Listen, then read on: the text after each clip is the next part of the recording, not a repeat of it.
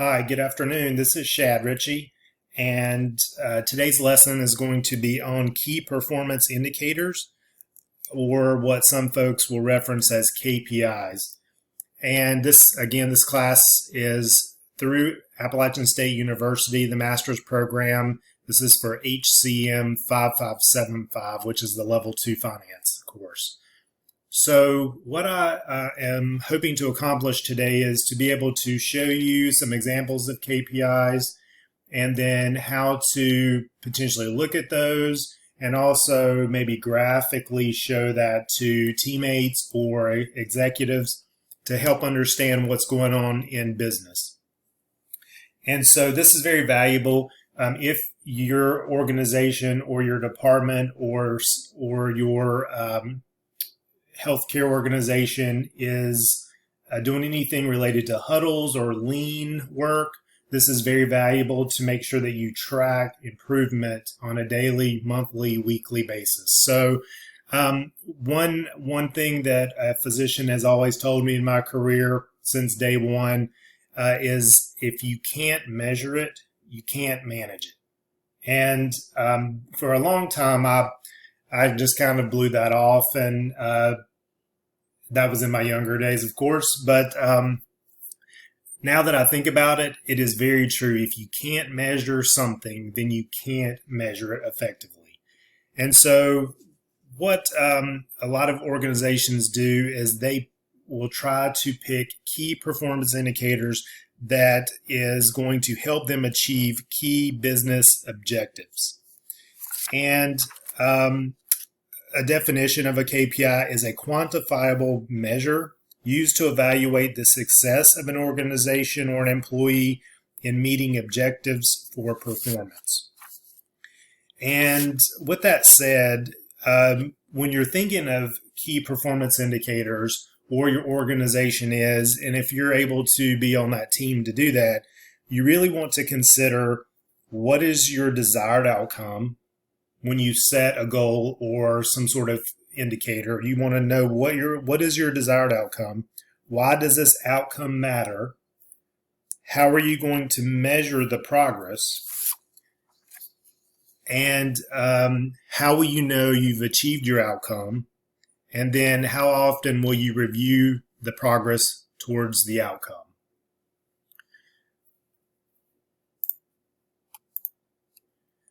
With that said, the KPIs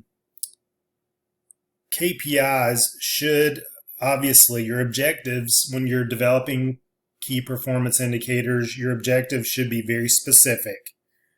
Can you measure progress towards that goal? So once you get the data, can you measure progress towards the goal? Is the goal realistically attainable? How relevant is the goal to your organization? And what is the time frame for achieving this goal? So hopefully, if your organization does interact on a daily or weekly basis to go through what's working well, what's not working well, then hopefully you are thinking through these key performance indicator type questions about how can we improve our overall process, how can we improve key metrics such as visit volumes, our costs, anything related to how can this going to improve our overall care for the patient, which will ultimately make us a better organization financially as well.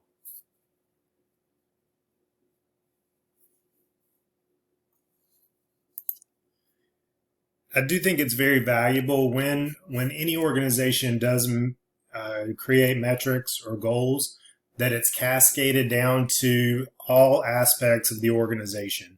It could be the frontline check-in, check-out person. It could be the nurse or CNA1 that's in a department on a hospital floor. But everybody should be on the same page with what are our goals and our key performance indicators. Everybody needs to be a part of that. They need to know how they can function to improve the indicators. Some people will choose indicators such as patient satisfaction, teammate engagement, financial indicators, visit volumes, those type things. And that's what we're going to go over today. And I'm going to do a couple examples. And I think this is going to be very helpful for you. So if you could perhaps create a board where your staff can look at the achievements on a frequent basis, and then you monitor what are your goals, and then once you hit those goals for a period of time and you succeed in those, then you can move on to another goal / metric that you can try to meet in the future. So for us today, what I'm going to do is I am going to show you a quick 2 examples of KPIs that I really feel strongly about. Hopefully a lot of others will as well.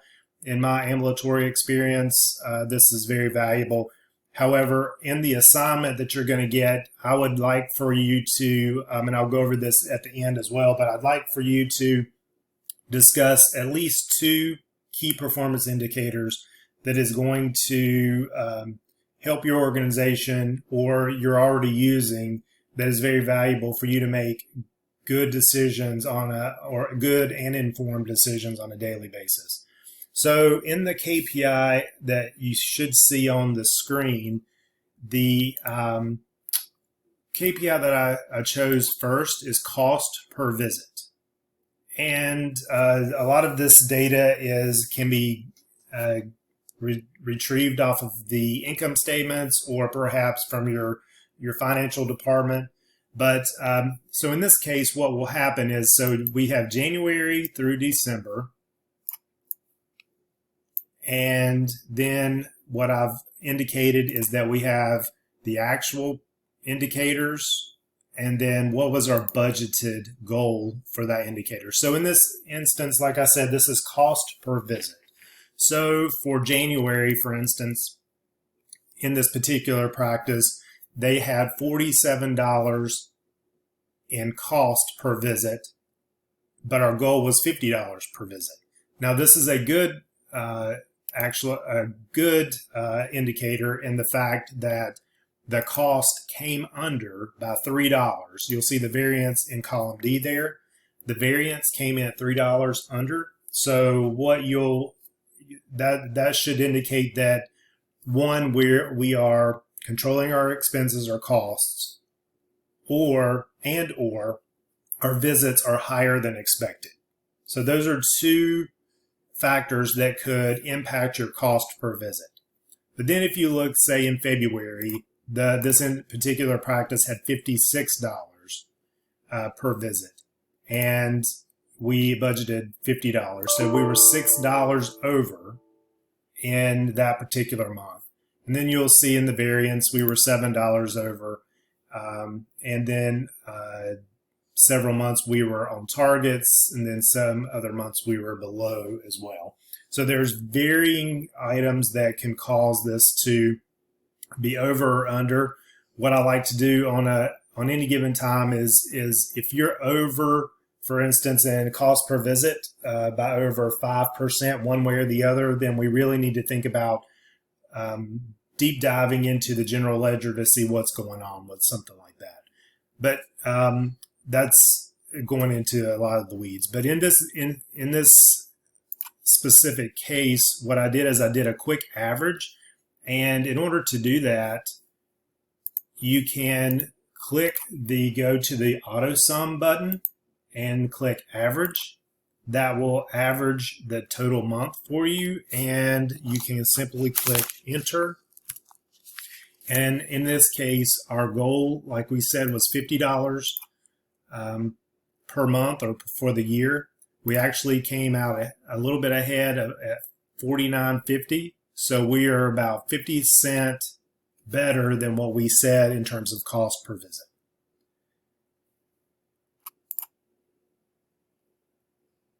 I also think it's very valuable for us to chart or graphically show how we're doing. A lot of people are more visual than they are looking at a spreadsheet or numbers.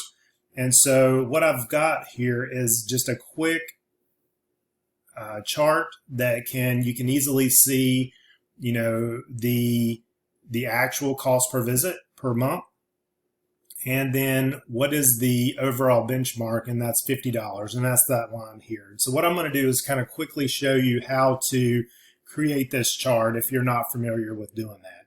So I'm going to go ahead and delete this really quickly. And then what you'll do is you will go to the Insert tab.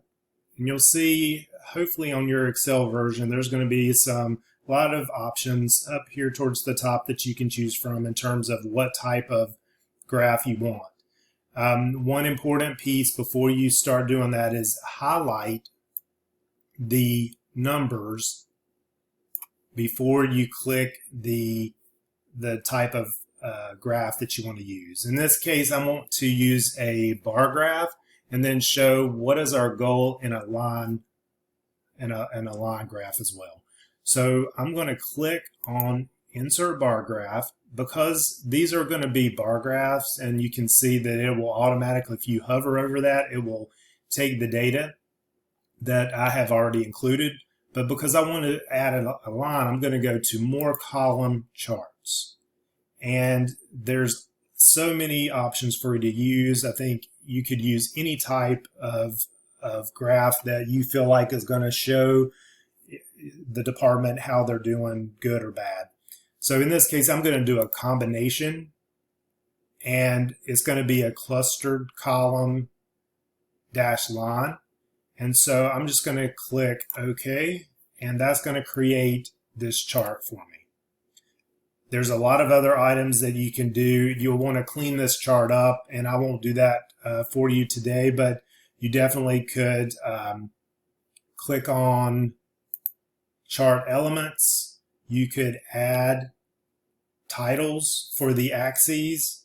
You could also insert a trend line. You can insert the data.